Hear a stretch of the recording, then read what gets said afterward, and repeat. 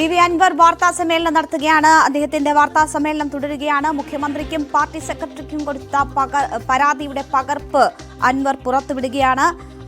അദ്ദേഹത്തിന്റെ വാർത്താ സമ്മേളനം തുടരുന്നു. അതിലേക്ക് അടുത്ത നിയമസഭാ സമ്മേളനം വരെ ഞാൻ കാത്തിരിക്കണം, മനസ്സിലായില്ലേ?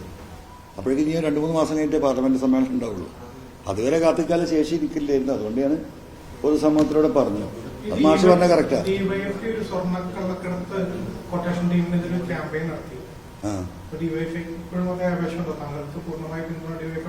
അല്ല, ഇതിലും നിങ്ങളെ പിന്തുണ ഉണ്ട്, എനിക്ക് ഉണ്ടോ? അപ്പൊ പിന്നെ എല്ലാവരും പിന്തുണ ഉണ്ടാവില്ലേ? ഈ നാടിന് ഡിവൈഎഫ്ഐന് മാത്രം എടുത്ത് ചോദിക്കണം. ഈ നാട്ടിൽ എല്ലാവരും പിന്തുണ, ഈ പൊതുസമൂഹം നന്നാവണം എന്ന് ആഗ്രഹിക്കുന്ന എല്ലാവരും പിന്തുണ ഉണ്ടാവും.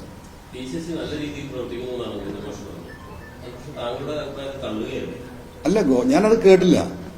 ഗോവിന്ദ മാഷ് പാർട്ടി സെക്രട്ടറി, ബഹുമാനിയ സെക്രട്ടറി എന്താ പറഞ്ഞത് ഞാൻ കേട്ടില്ല. അത് കേൾക്കാതെ എനിക്ക് പറയാൻ വയ്യല്ലോ.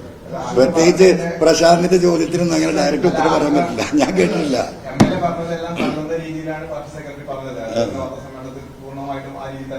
അല്ല, അങ്ങനെ തള്ളുന്നുണ്ടെങ്കിൽ എനിക്കൊരു മറുപടി കിട്ടും. ഞാൻ സാധനം കൊടുത്തിട്ടുണ്ടല്ലോ. ഞാൻ കൊടുത്തതിന്റെ റിപ്ലൈ ആണല്ലോ ഇപ്പൊ ഇവിടെ വന്നുകൊണ്ടിരിക്കുന്നത്. അതിന്റെ ഭാഗമായിട്ടാണ് ഞാൻ ഇരിക്കുന്നത്.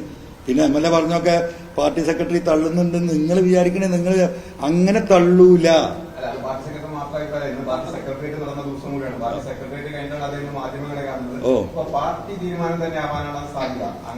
അല്ല, അത് മാഷ് പറഞ്ഞൊക്കെ പാർട്ടി തീരുമാനമല്ലേ. ഞാൻ പറഞ്ഞ മാതിരി മാഷൊക്കെ എന്തെങ്കിലും വിളിച്ചു പറയാൻ പറ്റും. അതേ ഈ പാർട്ടിയുടെ സെക്രട്ടറി അല്ലേ, ഉത്തരവാദിത്തപ്പെട്ട ഒരു സംവിധാനത്തിന്റെ ഭാഗമല്ലേ. ഞാൻ അങ്ങനെയല്ലല്ലോ. ഞാനൊരു പൊതുപ്രവർത്തകൻ എന്നൊക്കെ എനിക്ക് എന്ത് പറഞ്ഞൂടെ? ആ ഒരു എന്താ പറയാ, എന്റെ ആ പൊതുപ്രവർത്തകന്റെ സ്വാതന്ത്ര്യത്തിന്റെ ഉള്ളിൽ നിന്ന് ഞാൻ പറയുന്നത്. മാഷ് പറയുന്നത് പാർട്ടിയുടെ ചട്ടക്കൂടിന് വിരുദ്ധമായിട്ട് തന്നെയാണ് എന്റെ എന്താ പറയാ. അങ്ങനെ ആ പാർട്ടിയിൽ പരാതി അങ്ങനെ സംവിധാനം സിസ്റ്റം ഒക്കെ ഉണ്ടല്ലോ, അതിലേക്ക് എത്തുന്നല്ലോ. ഞാൻ എത്തിയിട്ടില്ലല്ലോ. ഒരിക്കലും പറയില്ല.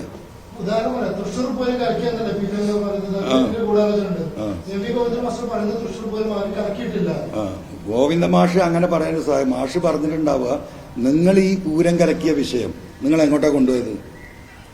ADGP അജിത് കുമാർ ബഹുമാനപ്പെട്ട മുഖ്യമന്ത്രിയുടെ ദൂതനായി പോയിട്ട് BJPയുമായി RSSുമായി ധാരണ ഉണ്ടാക്കാൻ മുഖ്യമന്ത്രി പറഞ്ഞു വിട്ടതാണ് ഈ നൊട്ടോറിയസ് ക്രിമിനലിനെ എന്നാണ് നിങ്ങൾ പറയാൻ ശ്രമിച്ചത്, അല്ലേ? ഈ പാർട്ടിക്ക് അങ്ങനെ ഒരു ആവശ്യമുണ്ടോ? ഈ BJPയുമായി RSSുമായി സംസാരിക്കാൻ ഈ നൊട്ടോറിയസ് ക്രിമിനലിന്റെ ആവശ്യമുണ്ടോ? നമ്മളെല്ലാവരും ഇവിടെ ലീഗും കോൺഗ്രസും മാർക്സിസ്റ്റും BJP ഒക്കെ ഈ നാട്ടിലല്ലേ ജീവിക്കുന്നത്. തൊട്ടടുത്ത വീട്ടിൽ താമസിക്കുന്നുണ്ട്. ഹലോ, എന്തൊക്കെയുണ്ട്? സുഖമുണ്ട്. അല്ല, നമുക്കൊന്ന് ആലോചിക്കണ്ടേ? അതിന് ഈ ക്രിമിനലിന്റെ അടുത്ത് പോയി സംസാരിക്കണോ? എന്തൊരു ബാലിശമായ സ്റ്റേറ്റ്മെന്റാണ് ഈ പ്രതിപക്ഷ നേതാവ് ഉന്നയിച്ചത്. ഇതെവിടെ കൊണ്ട് കെട്ടാനാണ്? ഞാൻ ഇന്നലെയും പറഞ്ഞു, നിലമ്പൂരിലെ ഈ നിങ്ങൾ എത്ര കാലമായി CPMനെ BJPയോടും RSSനോടും ഒട്ടിക്കാൻ നോക്കണ്? എവിടെയെങ്കിലും ഒട്ടിയോ? നിലമ്പൂരില് 19,000 വോട്ടുണ്ട്. ഇതാ ഇരിക്കണ മാഷിന്റെ ജ്യേഷ്ഠനാണ് ഞാൻ മത്സരിച്ചിരുന്നത്. എന്റെ പ്രിയ സുഹൃത്ത്, പ്രശാന്തിന്റെ എന്റെ പ്രിയ സുഹൃത്ത് DCC president VV Prakash. Prashanth എത്ര വോട്ടുണ്ടായിരുന്നു BJPക്ക്? 7,000 വോട്ട് അല്ലേ? അതിന്റെ മുമ്പത്തെ തെരഞ്ഞെടുപ്പിൽ എത്രയാ? ഇവിടെ ഇരിക്കുന്നത് പ്രശാന്ത്, ഇവിടെ ഇരിക്കുന്നത്. എവിടെ പോയി BJPന്റെ വോട്ട്? ബൂത്ത് പോലുമില്ല. എന്ന് 21 തെരഞ്ഞെടുപ്പിൽ ഞാൻ രണ്ടാമത് മത്സരിക്കുമ്പോൾ ജാഗ പോകയായിരുന്നു BJP. പിന്നെ ആ സാധനമില്ല. തെരഞ്ഞെടുപ്പിന്റെ ഒന്നുമില്ല. ആർക്കാ പോയത്? പി.വി. അൻവർ എങ്ങനെയാണ് 4,000 വോട്ട് 3,700 ചുരുങ്ങിയത്? BJPന്റെ 13,000-14,000 വോട്ട് ഈ ഇരിക്കുന്ന എന്റെ പ്രിയപ്പെട്ട സുഹൃത്തു കൂടിയായ പ്രശാന്ത്, ഏഷ്യാനെറ്റിന്റെ ലേഖകൻ കൂടിയായ പ്രസാദിന്റെ ജ്യേഷ്ഠൻ, എന്റെ കോളേജ് മേറ്റ് കൂടിയായ മലപ്പുറം ജില്ലാ കോൺഗ്രസ് കമ്മിറ്റിയുടെ പ്രസിഡന്റ്, പാവം മരിച്ചു. ഇന്നും അദ്ദേഹവുമായി എന്താ പറയാ കുടുംബമായിട്ട് ആ ബന്ധം നടത്തുക. മുഴുവൻ വോട്ട് BJP കൊടുത്താൽ നിലമ്പൂരിൽ വളരെ സാക്ഷികളല്ലേ. പിന്നെ നിങ്ങൾ ഒട്ടിക്കാൻ തുടങ്ങിയിട്ട് അത് നടക്കില്ല. അങ്ങനെ ആ രീതിയിലേക്ക് നിങ്ങളിത് വളച്ചൊടിക്കാൻ നോക്കിയിട്ട് കാര്യമില്ല. എവിടെ എത്തൂല എന്റെ അസ്കറെ. No way. മറ്റൊരു കാര്യം, പി.വി. അൻവറിനെ കൊള്ളക്കാരനായും പരിസ്ഥിതി ലംഘിക്കുന്നവരൊക്കെയായി ചിത്രീകരിച്ച മാധ്യമങ്ങൾ ഇപ്പോൾ പി.വി. അൻവറിന് വലിയ താരപരിവേഷം നൽകുന്നു. അത് CPMനോടുള്ള പുതിയ പാർട്ടിക്കെതിരായ വിവാദങ്ങൾ കൊണ്ടുവരുന്നതുകൊണ്ടാണ്. അത് താങ്കൾ തള്ളുകയാണോ കൊള്ളുകയാണോ? കറക്റ്റല്ലേ? അത് കറക്റ്റല്ലേ? നിങ്ങൾ എന്നെ കൊല്ലാൻ നടന്ന ആളുകളല്ലേ, എന്നെ നശിപ്പിക്കാൻ നടന്ന ആളുകളല്ലേ. പാര വെച്ചിട്ട് എന്തെങ്കിലും ബാക്കിയുണ്ടോ? വാർത്തകൾ കട്ടെ നേരം വെളുത്താല് ഇപ്പൊ എന്തോ ഒരു സ്നേഹമാണ് അല്ലേ? എത്ര നേരമായി നിങ്ങൾ കാത്തിക്കുന്നു? ഈ ചങ്ങാതി വന്നിട്ടൊന്ന് സംസാരിച്ച് എന്താ കാര്യം? എന്തെങ്കിലും വായന വീട്ടിട്ടിട്ട് അങ്ങോട്ട് ചാമ്പാനി എടുക്ക്. PV അൻവർ പാർട്ടിക്ക് പുറത്തേക്ക്, PV അൻവർ പാർട്ടിക്ക് അപ്പുറം, ഇതൊക്കെ വിചാരിച്ചിട്ടല്ലേ വരുന്നത്. ഇനിയിപ്പോ അത് കിട്ടൂലെങ്കിൽ നിങ്ങളൊക്കെ ഒഴിയും. അത് കിട്ടും വിചാരിച്ച് ദയവായി നിൽക്കണം. ഞാൻ ആദ്യം പറഞ്ഞു, എന്നെ നിങ്ങൾക്ക് ഇനിയും കിട്ടും. കാരണം ഞാൻ പറഞ്ഞ മഹാത്മാഗാന്ധിന്റെ മകനെന്നല്ല പണ്ട് ഞാൻ പറഞ്ഞിട്ടുണ്ട്. ഞാൻ ഇപ്പോഴും അങ്ങനെ തന്നെയാണ്. അപ്പം എന്നെ നേരിടാനുള്ള ആയുധങ്ങൾ ഇനിയും നിങ്ങൾക്ക് കിട്ടും. ദയവായി തൽക്കാലം നിങ്ങൾ ഈ വിഷയത്തിൽ, ഇപ്പൊ നമ്മൾ ഈ പറഞ്ഞ വിഷയം നമുക്കും നമ്മുടെ കുട്ടികൾക്കും കുടുംബത്തിനും അടുത്ത തലമുറക്കും ഇവിടെ ജീവിച്ചു പോകണം. അതിനുള്ള ഒരു സാഹചര്യം ഈ ഒരു വിഷയത്തിൽ നിങ്ങളുടെ പൂർണ്ണമായ പിന്തുണ ഈ പൊതുസമൂഹത്തിന് വേണ്ടിയിട്ട് ഞാൻ എന്താ പറയുക, അങ്ങേയറ്റം വിനയത്തോടു കൂടി ആവശ്യപ്പെടുകയാണ്. അത് നിങ്ങൾ സഹായിക്കണം. കാരണം നിങ്ങളും കൂടി ഉണ്ടെങ്കിലേ നമുക്കിത് കൊണ്ടുപോകാൻ പറ്റുള്ളൂ. ജനം ഇതിന്റെ കൂടെ ഉണ്ട്. ഈ തെളിവുകൾ എന്ന് പറഞ്ഞാൽ നമുക്ക് പൊതുസമൂഹത്തിന് എന്താ പറയുക, പിക്ക് ആൻഡ് ചൂസ് ചെയ്യേണ്ട കാര്യങ്ങളാണ്. അതുകൊണ്ട് എന്റെ വായിൽ നിന്ന്, എന്റെ സ്റ്റേറ്റ്മെന്റിൽ നിന്ന് എന്തെങ്കിലും ഈ പറഞ്ഞ പോലെ വളഞ്ഞ വഴി ഉപയോഗിച്ച് ഈ മുന്നണിയെയും ഈ പാർട്ടിയെയും എതിരെ കൊണ്ടുപോകാൻ നിങ്ങൾ കുറെ ദിവസമായിട്ട് ആഗ്രഹിച്ച് എവിടെ എത്തിയിട്ടില്ല. ഇനി അത് എത്തൂല. കാരണം ആ ചൂണ്ട നിങ്ങൾ ഇട്ടാൽ നിങ്ങൾക്ക് കൊത്തൂല. എന്റെ ഉദ്ദേശം അതല്ല. ഞാൻ ആ നടത്തിയ സ്റ്റേറ്റ്മെന്റുകളൊക്കെ ഈ പാർട്ടിയുമായി ബന്ധപ്പെട്ട വിഷയങ്ങൾ ഞാൻ ആവർത്തിക്കുന്നില്ല. പാർട്ടി സംസ്ഥാന സെക്രട്ടറി വിശദീകരിച്ചത് എന്നാണ് PV അൻവർ പറയുന്നത്. മുഖ്യമന്ത്രിക്കും പാർട്ടി സംസ്ഥാന സെക്രട്ടറിക്കും PV അൻവർ നൽകിയ പരാതിയിൽ P ശശിയുടെ പേരില്ല. അതുകൊണ്ട് തന്നെ സംസ്ഥാന സെക്രട്ടറി ഇന്ന് വാർത്താ സമ്മേളനത്തിൽ പറഞ്ഞ കാര്യങ്ങൾ സത്യമാണ് എന്നതാണ് PV അൻവറും സൂചിപ്പിക്കുന്നത്. പാർട്ടിയെയും തന്നെയും തമ്മിൽ തെറ്റിക്കാൻ നോക്കണ്ട എന്ന ഉപദേശവും മാധ്യമങ്ങൾക്ക് PV അൻവർ നൽകുകയാണ്. P ശശിയുടെ പേര് മുഖ്യമന്ത്രിക്ക് നൽകിയ പരാതിയിലും ഒപ്പം തന്നെ പാർട്ടി സംസ്ഥാന സെക്രട്ടറിക്ക് നൽകിയ പരാതിയിലും PV അൻവർ എഴുതി നൽകിയിട്ടില്ല. അക്കാര്യം അദ്ദേഹം സ്ഥിരീകരിക്കുന്നു. പരാതിയുടെ പകർപ്പ് പുറത്തുവിടുകയും ചെയ്തിരിക്കുന്നു. അദ്ദേഹത്തിന്റെ വാർത്താ സമ്മേളനമാണ് കണ്ടത്. മുകേഷിനെതിരായ നടിയുടെ മൊഴിയിൽ വൈരുദ്ധ്യങ്ങളെന്ന് കോടതി. ലൈംഗിക ബന്ധത്തിന് നിർബന്ധിച്ചെന്ന ആരോപണം നിലനിൽക്കില്ലെന്നും കോടതി വ്യക്തമാക്കുന്നു. കേസിൽ മുകേഷിന് ജാമ്യം അനുവദിച്ചുകൊണ്ടുള്ള ഉത്തരവിലാണ് ഇക്കാര്യം ചൂണ്ടിക്കാണിക്കുന്നത്.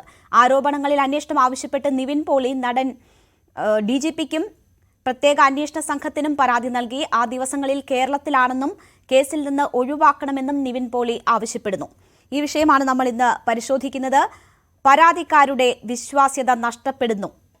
ഈ ചർച്ചയിൽ നമുക്കൊപ്പം മാളവിക ബിന്നി, സാമൂഹ്യ നിരീക്ഷക, അഡ്വക്കേറ്റ് VP രാധാകൃഷ്ണൻ, അഭിഭാഷകൻ, സോണിയ മൽഹാർ, നടി എന്നിവർ പങ്കെടുക്കും. ആദ്യം അഡ്വക്കേറ്റ് VP രാധാകൃഷ്ണൻ, ഇവിടെ മുകേഷിന്റെ മുൻകൂർ ജാമ്യാപേക്ഷയിൽ അതിന്റെ ഉത്തരവിലാണ്, ഇന്നലെ ജാമ്യം ലഭിക്കുകയുണ്ടായി മുകേഷിന്, അതിന്റെ ഉത്തരവിലാണ് ഈ പരാതിക്കാരി പറയുന്ന കാര്യങ്ങളിൽ വൈരുദ്ധ്യങ്ങൾ ഉണ്ട് എന്ന കാര്യം സൂചിപ്പിച്ചിരിക്കുന്നത്. ഈ പിറ്റീഷണർ നൽകിയ വിവിധ തരത്തിലുള്ള തെളിവുകൾ കോടതി പരിഗണിച്ചിട്ടുണ്ട്. അതിൽ വാട്സാപ്പ് ചാറ്റുകളുണ്ട്, മെസ്സേജുകളുണ്ട്, മറ്റ് ഗ്രീറ്റിംഗ് ഇമെയിൽ മെസ്സേജുകൾ, അങ്ങനെ പലവിധ തരത്തിലുള്ള തെളിവുകൾ, മറ്റ് ചാനലുകളിൽ ഈ പരാതിക്കാരി നൽകിയ കാര്യങ്ങൾ, പറഞ്ഞ കാര്യങ്ങൾ, അതിൻ്റെ വീഡിയോ തെളിവുകളൊക്കെയും ഹാജരാക്കിയിരുന്നു. ഇതൊക്കെ കൂടെ പരിഗണിച്ചുകൊണ്ടാണ് കോടതി ഇങ്ങനെ ഒരു നിഗമനത്തിലെത്തുകയും ജാമ്യം അനുവദിക്കുകയും ചെയ്തിരിക്കുന്നത്. ഇവിടെ ഒരു മുൻകൂർ ജാമ്യാപേക്ഷയിൽ ഇത്തരം കേസിന്റെ മെറിറ്റിലേക്ക് കടന്നുള്ള വിശകലനങ്ങളും വിശദീകരണങ്ങളും കോടതി നടത്തേണ്ടതുണ്ടോ? ഇന്നലത്തെ കോടതി നടപടികളെ ആ ഉത്തരവിന്റെ അടിസ്ഥാനത്തിൽ താങ്കൾ എങ്ങനെയാണ് നോക്കിക്കാണുന്നത്? ഇവിടെ കോടതി മുൻകൂർ ജാമ്യാപേക്ഷ സംബന്ധിച്ച വിധിയിൽ പറഞ്ഞ കാര്യങ്ങൾ, മുൻകൂർ ജാമ്യാപേക്ഷ നൽകിയ ആൾ കോടതിക്ക് മുമ്പാകെ വെച്ച ചില കാര്യങ്ങളെ കൂടി പരിഗണിച്ചിട്ടാണ്. നമ്മൾ മനസ്സിലാക്കിയിടത്തോളം മുൻകൂർ ജാമ്യാപേക്ഷയോടൊപ്പം ശ്രീ മുകേഷ് അദ്ദേഹത്തിന് പിന്നീട് ഈ പെൺകുട്ടി അയച്ച വാട്സപ്പ് ചാറ്റും ഏതോ നന്ദി പറഞ്ഞിട്ട് വാട്സപ്പ് ചാറ്റ് അയച്ചു, അങ്ങനെയാണ് നമ്മൾ റിപ്പോർട്ടിലൊക്കെ കണ്ടിട്ടുള്ളത്. നന്ദി പറഞ്ഞുകൊണ്ട് വാട്സപ്പ് ചാറ്റിൽ മെസ്സേജ് അയച്ചു. അതിനുശേഷം 1 ലക്ഷം 10 ലക്ഷമോ അങ്ങനെ എന്തോ ലക്ഷക്കണക്കിന് രൂപ ആവശ്യപ്പെട്ടു. അത് നൽകില്ലെന്ന് പറഞ്ഞു എന്നുള്ള കാര്യങ്ങളാണ് മുകേഷ് കൊടുത്തതായി നമുക്ക് അറിയുന്നത്. അങ്ങനെ പറഞ്ഞ ഒരു സാഹചര്യത്തിൽ വിധിയുടെ മുൻകൂർ ജാമ്യാപേക്ഷയുടെ വിധിയിൽ ഇത്തരം കാര്യങ്ങൾ കൂടി പരാമർശിക്കപ്പെട്ടു പോയി എന്ന് മാത്രമേ ഉള്ളൂ. അതൊരു തെറ്റായി നമുക്ക് കാണേണ്ടതില്ല. അതോടൊപ്പം തന്നെ ഒരു കാര്യം, മുൻകൂർ ജാമ്യാപേക്ഷ വിധിയിൽ വ്യക്തമായി തന്നെ പറഞ്ഞിട്ടുണ്ട്, ഇദ്ദേഹം ഇൻവെസ്റ്റിഗേഷനുമായി, അന്വേഷണവുമായി സമ്പൂർണ്ണമായും സഹകരിക്കണം എന്ന് വ്യക്തമായി തന്നെ പറഞ്ഞിട്ടുണ്ട് എന്നാണ് ഞാൻ മനസ്സിലാക്കുന്നത്. അപ്പോൾ ഒരിക്കലും ജാമ്യം നൽകുക എന്നുള്ളത് ഒരാളെ വെറുതെ വിടുന്നതിന് തുല്യമല്ല. അതൊരു ജാമ്യം മാത്രമാണ്. അദ്ദേഹം അന്വേഷണത്തിന് വിധേയനാണ്. അന്വേഷണം നടത്തി മാത്രമേ സത്യം കണ്ടുപിടിക്കാൻ പറ്റുകയുള്ളൂ. അത് ഏത് പരാതിയാണെങ്കിലും അന്വേഷണം നിർബന്ധമായി നടന്നിരിക്കണമല്ലോ. അപ്പൊ ഈ കാര്യത്തിൽ 15 വർഷം മുമ്പുണ്ടായ ഒരു സംഭവത്തെ സംബന്ധിച്ചാണ് ഈ പരാതി നൽകിയിട്ടുള്ളത്. അപ്പൊ അതുകൊണ്ട് തന്നെ ഇനിയൊരു അന്വേഷണം സംബന്ധിച്ച ഒരു കസ്റ്റോഡിയൽ ഇന്ററോഗേഷൻ ആവശ്യമില്ല എന്നാണ് കോടതി പോലീസും ആ രീതിയിൽ പറഞ്ഞോ എന്ന് എനിക്ക് വ്യക്തമല്ല. പക്ഷെ കോടതി വിധിയിൽ അങ്ങനെ ഒരു പരാമർശമുണ്ട്. കസ്റ്റോഡിയൽ ഇന്ററോഗേഷൻ ആവശ്യമില്ല. അതായത് പോലീസ് കസ്റ്റഡിയിൽ എടുത്തിട്ട് ഇദ്ദേഹത്തെ ചോദ്യം ചെയ്യേണ്ട ആവശ്യമില്ല. കാരണം അത് പബ്ലിക് ഡൊമൈനിലുള്ള ഒരുപാട് കാര്യങ്ങളാണ്. അദ്ദേഹം ഒന്ന് അവിടെ യാത്ര ചെയ്തിട്ടുണ്ടോ, ഈ പറഞ്ഞ സമയത്ത് അവിടെ എത്തിച്ചേർന്നിട്ടുണ്ടോ, അവിടെ അദ്ദേഹത്തിന്റെയും ഈ പെൺകുട്ടിയുടെ സാന്നിധ്യമുണ്ടോ തുടങ്ങിയ കാര്യങ്ങളൊക്കെ അന്വേഷണത്തിലൂടെ അല്ലെങ്കിലും മനസ്സിലാക്കാൻ പറ്റുന്ന കാര്യങ്ങളാണ്. അദ്ദേഹത്തെ കസ്റ്റഡിയിൽ എടുത്ത് പോലീസ് ചോദ്യം ചെയ്യേണ്ട കാര്യങ്ങളുണ്ട് എന്ന് തോന്നുന്നില്ല എന്നുള്ളതാണ് ഈ ഒരു വിധിക്ക് അടിസ്ഥാനമായി പറഞ്ഞ കാര്യങ്ങൾ. പിന്നെ നമുക്ക് ഈ പറയാവുന്നത് പോലെ മറ്റൊരു കാര്യം നമ്മൾ നോക്കേണ്ടത്, ഒരു സ്ത്രീയെ സംബന്ധിച്ചിടത്തോളം ഒരിക്കലും ഒരു സ്ത്രീ അവരുടെ മാനത്തെ സംബന്ധിച്ച് കളവ് പറയുകയില്ല എന്നാണ് സുപ്രീം കോടതി വിവിധ വിധികളിൽ പറഞ്ഞിട്ടുള്ളത്. അപ്പൊ അതുകൊണ്ട് തന്നെ ഒരു സ്ത്രീയുടെ മൊഴിക്ക് അല്ലെങ്കിൽ ഒരു പരാതിക്ക് അത് അത്രമാത്രം പവിത്രത നമ്മുടെ നിയമ സംവിധാനം കാണുന്നുണ്ട്.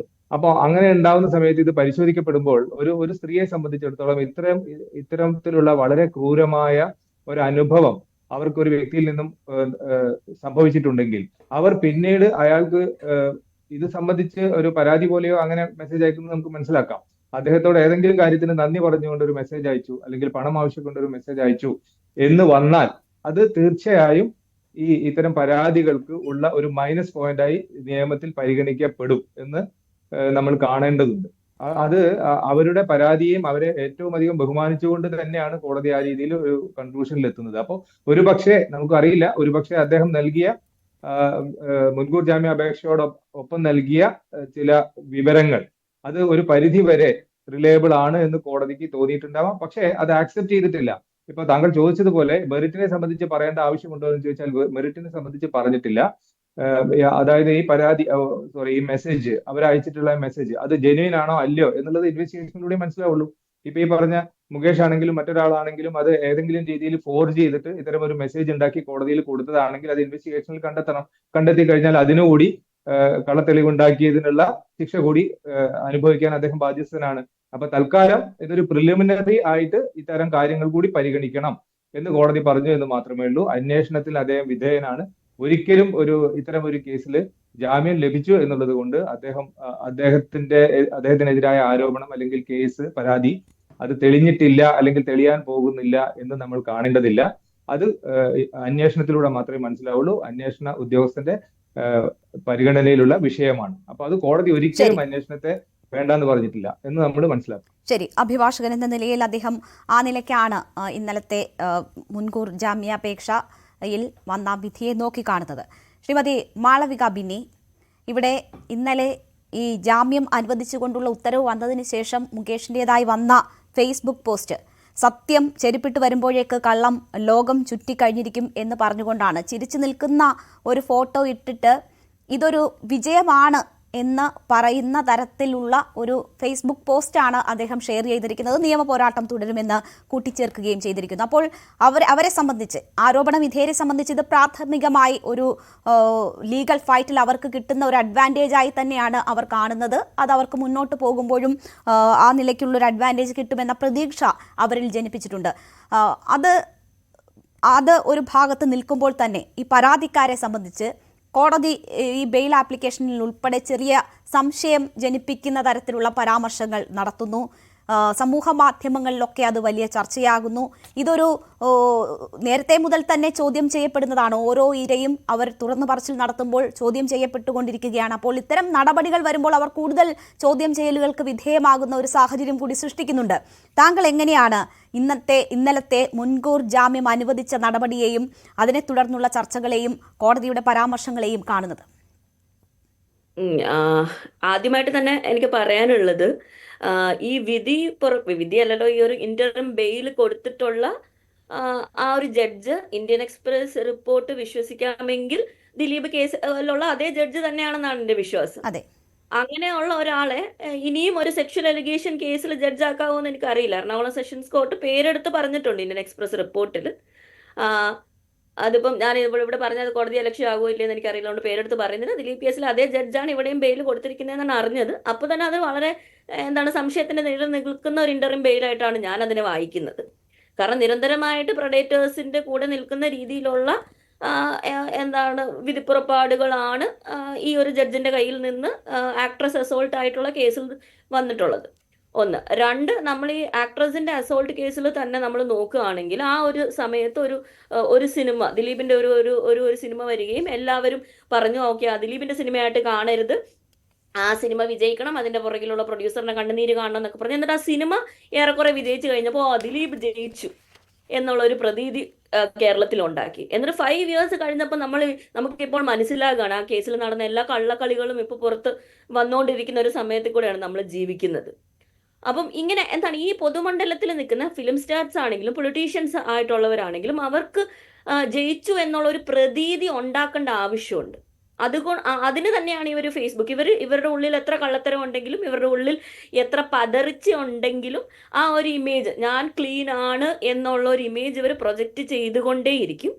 അതുമല്ല, നമ്മളൊന്ന് നോക്കണം, പലപ്പോഴും ഈ അലിഗേഷൻസ് വരുമ്പോൾ ഈ അലിഗേഷൻസ് തെളിയിക്കേണ്ട വലിയൊരു ഉത്തരവാദിത്തം ഈ സ്ത്രീയുടെ ചുമലുകളിൽ നിരന്തരമായിട്ട് വന്നുകൊണ്ടിരിക്കുകയാണ്. ശരിക്കും എന്തുകൊണ്ടാണ് നമ്മൾ തിരിച്ച് ഈ ഒപ്രസറുടെ അല്ലെങ്കിൽ ഈ ചൂഷകൻ ഈ തെളിവുകൾ ഹാജരാക്കണമെന്ന് പറയാത്തത്? ഇപ്പൊ ഫോർ ഇൻസ്റ്റൻസ് ഈ ഡിസ്ക്രിപ്പൻസി ആണല്ലോ, അതായത് മൊഴിയിലുള്ള വൈരുദ്ധ്യങ്ങൾ എന്നുള്ള രീതിയിലാണ് ഇവർ പറയുന്നത്. പക്ഷെ ഒരു നോർമൽ ആളുടെ ടെസ്റ്റിമോണിയിൽ വൈരുദ്ധ്യങ്ങൾ വരും. അതിപ്പോൾ നിങ്ങൾ ഒരു പോലീസുകാരനാണെങ്കിലും ഒരു അഡ്വക്കേറ്റ് ആണെങ്കിലും ഒരു സൈക്കോളജിസ്റ്റ് ആണെങ്കിലും സൈക്കോ അനലിസ്റ്റ് ആണെങ്കിലും ഇപ്പം നമ്മൾ ലോകമെമ്പാടുമുള്ള പഠനങ്ങൾ എടുത്തു നോക്കിയാൽ നിങ്ങൾ വളരെ നോർമൽ, നിങ്ങളൊരു സൈക്കോപാത്ത് അല്ലാത്ത, പറഞ്ഞ് പഠിച്ച കാര്യങ്ങൾ വിശ്വസിക്കാത്ത, ശരിക്കും ഒരു ഇൻസിഡന്റിൽ കൂടെ പോയ അല്ലെങ്കിൽ ട്രോമ നിറഞ്ഞ ഒരു അനുഭവത്തിലൂടെ പോയ ഒരാളാണെങ്കിൽ നിങ്ങളുടെ മൊഴിയിൽ വൈരുദ്ധ്യം വരും. നമ്മളെല്ലാം ഹ്യൂമൺ ആണ്. ആ വൈരുദ്ധ്യങ്ങൾ പിടിച്ചിട്ട് ഇവർ പറയുന്നതിൽ കൺസിസ്റ്റൻസി. ശരി, ഞാനൊന്ന് ഇടപെടുകയാണ്. ഇപ്പോൾ വരുന്ന ഒരു പ്രധാനപ്പെട്ട ഒരു വാർത്തയിലേക്ക് പോവുകയാണ്. മുഖ്യമന്ത്രിക്ക് കൊടുത്ത പരാതി PV അൻവർ പുറത്തുവിട്ടിരിക്കുകയാണ്. പാർട്ടി സെക്രട്ടറിക്ക് കൊടുത്ത പരാതിയും PV അൻവർ പുറത്തുവിട്ടിരിക്കുന്നു. എഴുതി കൊടുത്ത പരാതികളിൽ P ശശിയുടെ പേരില്ല. നേരത്തെ CPM സംസ്ഥാന സെക്രട്ടറി വാർത്താ സമ്മേളനം നടത്തി പറയുമ്പോഴും അക്കാര്യങ്ങൾ വളരെ വ്യക്തമായിരുന്നു. P ശശിയുടെ പേരില്ല എന്ന കാര്യം തന്നെ പറഞ്ഞിരുന്നു. P ശശിയുടെ കാര്യം അല്ലെങ്കിൽ അദ്ദേഹത്തിനെതിരായ ആരോപണങ്ങളിൽ അന്വേഷണം ഉണ്ടാകില്ല എന്ന കാര്യം വ്യക്തമായിരുന്നു. അതിന് കാരണമായി അദ്ദേഹം ചൂണ്ടിക്കാട്ടിയത് അങ്ങനെ ഒരു പരാതിയും ലഭിച്ചിട്ടില്ല എന്ന കാര്യമായിരുന്നു. ഇപ്പോൾ PV അൻവറും അക്കാര്യം തന്നെ സ്ഥിരീകരിക്കുകയാണ്. പാർട്ടി സെക്രട്ടറിക്ക് കൊടുത്ത പരാതി അദ്ദേഹം പുറത്തുവിടുകയാണ്. എഴുതി കൊടുത്ത പരാതികളിൽ ശശിയുടെ പേരില്ല. പരാതികൾ പുറത്ത് വിട്ടിരിക്കുന്നു PV അൻവർ. മനു ഭരത് നമുക്കൊപ്പം വിവരങ്ങളുമായി ചേരുകയാണ്. മനു, PV അൻവർ രംഗത്ത് വരുമ്പോൾ പല വിധത്തിലുള്ള ചർച്ചകൾക്ക് അത് വഴിവെച്ചിരുന്നു. പാർട്ടിയിലെ ഒരു വിഭാഗത്തിന്റെ പിന്തുണയോടുകൂടി P ശശിക്കെതിരായ നീക്കമാണ് PV അൻവർ നടത്തുന്നത് തുടങ്ങിയ പലതരത്തിലുള്ള വ്യാഖ്യാനങ്ങൾക്കും അത് വഴിവെച്ചിരുന്നു. പക്ഷേ ഇപ്പോൾ പരാതി PV അൻവർ പുറത്തുവിടുമ്പോൾ അതിൽ P ശശിയുടെ പേരില്ല എന്നത് വ്യക്തമാവുകയാണ്. CPM സംസ്ഥാന സെക്രട്ടറി പറഞ്ഞതും സമാനമായ കാര്യമാണ്. എന്താണ് നമ്മൾ ഇതിൽ നിന്ന് വായിച്ചെടുക്കേണ്ടത്? 8 പേജുള്ള ഒരു പരാതിയാണ് മുഖ്യമന്ത്രിക്ക് PV അൻവർ നൽകിയത്. ഇതേ പരാതി തന്നെയാണ് പാർട്ടി സെക്രട്ടറിക്ക് നൽകിയത് എന്നും അൻവർ വ്യക്തമാക്കുന്നു. ബഹുമാന്യനും ആദരണീയനുമായ മുഖ്യമന്ത്രി അവർക്ക് എന്ന് തുടങ്ങുന്ന ഈ പരാതിയിൽ ആണ് PV അൻവർ പ്രധാനമായും ഈ MR അജിത് കുമാർ ഉൾപ്പെടെയുള്ള ആളുകൾക്കെതിരെയുള്ള ശക്തമായ ആരോപണങ്ങൾ അഴിച്ചുവിടുന്നത്. ഇതിൽ ഒരു പ്രധാന ഘടകമായി വരുന്നത് ഈ അജിത് കുമാർ നടത്തിയിട്ടുള്ള നീക്കങ്ങളെ സംബന്ധിച്ച് പറയുന്നു. ഒപ്പം തന്നെ കള്ളക്കടത്തിനെ സംബന്ധിച്ച് ഉള്ള വിവരങ്ങൾ നൽകുന്നുണ്ട്. അതോടൊപ്പം തന്നെ അജിത് കുമാർ നടത്തിയിട്ടുള്ള ഇടപാടുകളെ സംബന്ധിച്ചും ഒക്കെ ഈ പരാതിയിൽ വ്യക്തമായി പറയുന്നുണ്ട്. ഈ മരം മുറിയെ സംബന്ധിച്ചുള്ള വിവരങ്ങളാണ് ആദ്യം ഈ പരാതിയുടെ ഭാഗമായി പറയുന്നത്. മരം മുറി എങ്ങനെ ഈ പരാതിയുടെ ഭാഗമായി വന്നു എന്നത് അദ്ദേഹം വ്യക്തമാക്കുന്നുണ്ട്. അതോടൊപ്പം തന്നെ അതിനുശേഷം ഈ മലപ്പുറം SP ഓഫീസിൽ മരങ്ങൾ മുറിക്കാൻ സോഷ്യൽ ഫോറസ്ട്രി നിശ്ചയിച്ച വിലയിൽ നിന്ന് 150% കുറവ് വരുത്തി വിൽപ്പന നടത്തിയ കാര്യം ഈ പരാതിയിൽ വ്യക്തമായി പറയുന്നുണ്ട്. മലപ്പുറം ജില്ലാ പോലീസ് മേധാവി ശശിധരൻ നൽകിയ പരാതിയിൽ പറയുന്ന കാര്യങ്ങളും അദ്ദേഹം വ്യക്തമാക്കുന്നുണ്ട്. അതോടൊപ്പം തന്നെ ഈ അജിത് കുമാറിനെ സംബന്ധിച്ചുള്ള പരാതികൾ അക്കമിട്ടാണ് നിരത്തുന്നത്. നവകേരള സദസ്സുമായി ബന്ധപ്പെട്ട് നടന്ന വിവാദത്തെ സംബന്ധിച്ച് അദ്ദേഹം പറയുന്നുണ്ട്. സംസ്ഥാന സർക്കാരിൻ്റെ ഏറ്റവും ശ്രദ്ധ ആകർഷിച്ച പരിപാടിയായിരുന്നു നവകേരള സദസ്സ്. നവംബർ 30 ഏറനാട് മണ്ഡലത്തിൽ അരിക്കോട് വെച്ച് നടക്കുമ്പോൾ മുഖ്യമന്ത്രി സദസ്സിൽ എത്തുന്ന സമയത്ത് ഈ പരിപാടി അലങ്കോലപ്പെടുത്തുക എന്ന ദുരുദ്ദേശത്തോടുകൂടി യൂട്യൂബറുടെ സഹായിയും സദസ്സിൽ പ്രശ്നങ്ങൾ ഉണ്ടാക്കിയപ്പോൾ പോലീസ് കണ്ടിട്ട് ഇടപെടാത്ത സാഹചര്യമുണ്ടായെന്നും ഇടതുപക്ഷ പ്രവർത്തകർ ഇവരെ ബലമായി സദസ്സിൽ നിന്ന് പുറത്തിറക്കിയ സംഭവം അങ്ങ് ഓർക്കുമല്ലോ എന്ന് വ്യക്തമാക്കിക്കൊണ്ട് ആ വിഷയങ്ങൾ പറയുന്നു. ഒപ്പം ഈ മറ്റേ മറുനാടൻ മലയാളി എന്ന ചാനലിനെ സംബന്ധിച്ചുള്ള അൻവറിൻ്റെ പരാതികൾ ഉണ്ട്. നേരത്തെ തന്നെ അൻവർ ഇത് 66F അനുസരിച്ച് കേസെടുക്കണം ഈ വിഷയത്തിൽ എന്ന് ആവശ്യപ്പെട്ടിരുന്നു. പക്ഷേ അത് ആ തരത്തിൽ IT ആക്ട് 2066B പ്രകാരം മാത്രമാണ് പരാതി എടുത്തത് എന്ന് സംബന്ധിച്ചുള്ള ആ വിഷയങ്ങൾ പറയുന്നു. അതോടൊപ്പം തന്നെ കേരളത്തിലെ ഏക സാംസ്കാരികാഘോഷമായ തൃശ്ശൂർ പൂരം ഇത്തവണ വാർത്തകളിൽ നിറഞ്ഞത് പോലീസ് നടപടികളുടെ പേരിലായിരുന്നു. ജനങ്ങൾ വൈകാരികമായി പ്രതികരിക്കുന്ന സാഹചര്യം പോലീസ് ഉണ്ടാക്കിയത് ബോധപൂർവമാണ്. ഇതിനെ തുടർന്ന് സംസ്ഥാന തെരഞ്ഞെടുപ്പ് ചരിത്രത്തിൽ ആദ്യമായി ഒരു BJP പാർലമെൻറ്റ് അംഗം തൃശ്ശൂരിൽ നിന്ന് ജയിക്കുകയുണ്ടായി. നഗരത്തിൻ്റെ ചുമതലയുള്ള ഒരു ഉദ്യോഗസ്ഥൻ്റെ മാത്രം തീരുമാനമല്ല ആ പോലീസ് നടപടി ഉണ്ടായ സമയത്ത് ADGP അജിത് കുമാറിൻ്റെ സാന്നിധ്യം തൃശ്ശൂരിൽ ഉണ്ടായിരുന്നു എന്ന് 8 പേജുള്ള ഈ പരാതിയിൽ അൻവർ അടിവരയിട്ട് പറയുന്നു. തൃശ്ശൂരിൽ വിജയിച്ച BJP MP-യുമായി അടുത്ത ബന്ധമുള്ളയാളാണ് അജിത് കുമാർ. ഉന്നത BJP നേതാവുമായി ഉണ്ടാക്കിയ ധാരണയനുസരിച്ചാണ് തൃശ്ശൂരിൽ പോലീസ് നടപടി ഉണ്ടായത്. അതിൽ ADGP അജിത് കുമാറിൻ്റെ പങ്കും സാന്നിധ്യവും ഇതുമായി നടന്ന ഗൂഢാലോചനയും അന്വേഷണ വിധേയമാക്കണം എന്ന് 4ാമത്തെ ഇനമായി അൻവർ ആവശ്യപ്പെടുന്നു. അങ്ങനെ അക്കമിട്ടാണ് അൻവർ ഈ പരാതിയിൽ തൻ്റെ ആരോപണങ്ങൾ നിരത്തുന്നത്. ADGP MR അജിത് കുമാറിൻ്റെ നേതൃത്വത്തിലുള്ള സൈബർ സംഘത്തിൽ ഒരു വിഭാഗം മുഖ്യമന്ത്രിയും MLA-മാരും അതുപോലെ സംസ്ഥാനത്തെ ജനപ്രതിനിധികളും അതുപോലെ പ്രമുഖരും സിനിമാ മേഖലയിലുള്ളവരുടെയും ഒക്കെ ഓഫീസുമായി ബന്ധപ്പെട്ട് പ്രവർത്തിക്കുന്ന ഫോൺ കോളുകൾ ചോർത്തുന്നു എന്ന ഗുരുതര ആരോപണം കൂടി അൻവർ തൻ്റെ 5ാമത്തെ ഇനമായി ഈ പരാതിയിൽ ഉന്നയിക്കുന്നു. അതോടൊപ്പം ഈ സോളാർ കേസിൽ എല്ലാ തെളിവുകളും ഉണ്ടായിട്ടും കുറ്റവാളികൾ രക്ഷപ്പെട്ടത് അജിത് കുമാറിൻ്റെ ഇടപെടൽ മൂലമാണ് എന്നാണ് PV അൻവറിൻ്റെ ആരോപണം. ഒരു പോലീസ് ഉദ്യോഗസ്ഥൻ്റെ എനിക്കയച്ച ശബ്ദ സന്ദേശം ഇതിന് തെളിവാണ് എന്ന് അൻവർ പറയുന്നു. അതിൻ്റെ സത്യാവസ്ഥ അന്വേഷിച്ച് പുറത്തു കൊണ്ടുവരണം എന്ന് വ്യക്തമാക്കുന്നു. അതോടൊപ്പം തന്നെ ADGP അജിത് കുമാർ, സുജിത് ദാസ്, അതുപോലെ മലപ്പുറം ജില്ലയിലെ ഡാൻസ് ഓഫ് എന്നിവരുടെ നേതൃത്വത്തിൽ കരിപ്പൂരിൽ നടക്കുന്ന ഈ കള്ളക്കടത്ത് സ്വർണം തട്ടിക്കലുമായി ബന്ധപ്പെട്ട കാര്യങ്ങൾ ഈ പരാതിയുടെ ഭാഗമായി വരുന്നുണ്ട്. അത് ഗൗരവമായി അന്വേഷിച്ച് അതിൻ്റെ സത്യാവസ്ഥ കണ്ടെത്തണം എന്ന് അൻവർ ആവശ്യപ്പെടുന്നു. ഇതുൾപ്പെടെ പോലീസ് ഉദ്യോഗസ്ഥർക്കെതിരെ കർശന നടപടി സ്വീകരിക്കണമെന്നും അവരുടെ സ്വത്ത് കണ്ടുകെട്ടി അത് സർക്കാരിൽ നിക്ഷിപ്തമാക്കാനുള്ള നടപടികൾ നടത്തണം എന്നുമാണ് അൻവറിൻ്റെ ആവശ്യം. ഒപ്പം ADGP-യുടെ വിവാദമായ വീടിന് തിരുവനന്തപുരം കവടിയാറിനടുത്തുള്ള വീടിനെ സംബന്ധിച്ച് ഉള്ള പരാതിയും ഇതിൽ 8ാമത്തെ ഇനമായി ചേർത്തിരിക്കുന്നു. ADGP അജിത് കുമാർ. അങ്ങനെ ADGP അജിത് കുമാറിനെതിരെയാണ് പരാതിയിൽ കൂടുതൽ ഭാഗം PV അൻവർ നീക്കിവെച്ചിരിക്കുന്നത് എന്നതാണ് അതിൽ നിന്ന് പുറത്തു വന്ന പരാതി പരിശോധിക്കുമ്പോൾ നമുക്ക് മനസ്സിലാകുന്നത്. ഞാൻ മനുവിലേക്ക് തിരിച്ചെത്താം. ഇപ്പോൾ CV അനുമോദ് കൂടി നമുക്കൊപ്പം ചേരുകയാണ്. അനുമോദ്, PV അൻവർ 2 സ്റ്റെപ്പ് മുന്നോട്ട് വെക്കുന്നു, 1 സ്റ്റെപ്പ് പിന്നോട്ട് വെക്കുന്നു. ഈ രീതിയിൽ മുന്നോട്ട് പോയിക്കൊണ്ടിരിക്കുകയാണ് എന്ന് തന്നെ നമുക്ക് പറയാം. ഇതിപ്പോൾ പാർട്ടി സെക്രട്ടറി അൻവറിനെ തള്ളുന്നത് പോലെ പറഞ്ഞോ എന്ന് സംശയം തോന്നിയിടുന്നിടത്താണ് ഇപ്പോൾ അൻവർ വന്ന് വാർത്താ സമ്മേളനം നടത്തി താനും പാർട്ടി സെക്രട്ടറിയും പറഞ്ഞത് ഒരേ കാര്യമാണ്. P ശശിയുടെ പേരില്ലാതെയാണ് ഈ പരാതി കൊടുത്തിരിക്കുന്നത് എന്ന് വ്യക്തമാക്കുന്നത്. എന്താണ് അദ്ദേഹം പറയാൻ ഉദ്ദേശിച്ചത്? താൻ കൊടുത്ത പരാതിയുടെ അടിസ്ഥാനത്തിലാണല്ലോ ഇപ്പോൾ കാര്യങ്ങൾ മുന്നോട്ട് പോകുന്നത് എന്ന് ആവർത്തിക്കുമ്പോൾ എത്തേണ്ടിടത്തേക്ക് തന്നെ ഇത് എത്തുമെന്നൊരു ആത്മവിശ്വാസം തന്നെയാണോ അൻവർ പ്രകടിപ്പിക്കുന്നത്?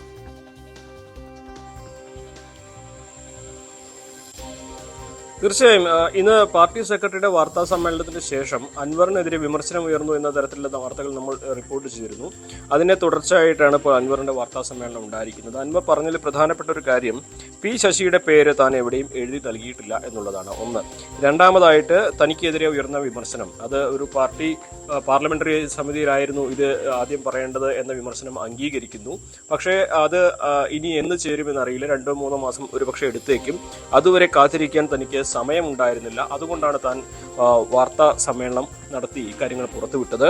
അത് എൻ്റെ വ്യക്തി എന്ന നിലയ്ക്കുള്ള എൻ്റെ സ്വാതന്ത്ര്യമാണ് എന്ന് അൻവർ പറയുന്നു. പാർട്ടി പറയുന്നത് ശരിയാണ്, പാർട്ടിക്ക് ഞാൻ പൂർണ്ണമായും വശംവദനായിട്ടില്ല, വഴങ്ങിയിട്ടില്ല. പക്ഷേ ഞാൻ എൻ്റെ വ്യക്തി സ്വാതന്ത്ര്യം ഇവിടെ ഉപയോഗിച്ചു എന്ന് പാർട്ടി സെക്രട്ടറിയെ അംഗീകരിച്ചുകൊണ്ട് തന്നെ അദ്ദേഹം ഇവിടെ സമ്മതിക്കുന്ന ഒരു സാഹചര്യം. രണ്ടാമതായിട്ട് പി ശശിയുടെ പേര് എഴുതിയില്ല എന്ന് പറഞ്ഞതോടൊപ്പം തന്നെ ഇപ്പോൾ സുജിത് ദാസിനെതിരെ ഉണ്ടായ നടപടികൾ, അന്വേഷണം, DGP അന്വേഷണം നടത്തുന്നത്, ഇതൊക്കെ തന്നെ താൻ നൽകിയ പരാതിയുടെ തുടർച്ചയാണ്. അപ്പോൾ തൻ്റെ നീക്കങ്ങൾ എവിടെയും പിഴച്ചിട്ടില്ല, അത് ശരിയായ വഴിയിലൂടെ തന്നെയാണ് മുന്നോട്ട് പോകുന്നത് എന്ന് അൻവർ ആവർത്തിക്കുകയാണ് ചെയ്തിരിക്കുന്നത്. പാർട്ടി ഭാഗികമായി തള്ളിയെങ്കിൽ പോലും തൻ്റെ വഴികൾ ശരിയാണ്, പാർട്ടി പറയുന്നത് ഞാൻ കേൾക്കുന്നു, അംഗീകരിക്കുന്നു.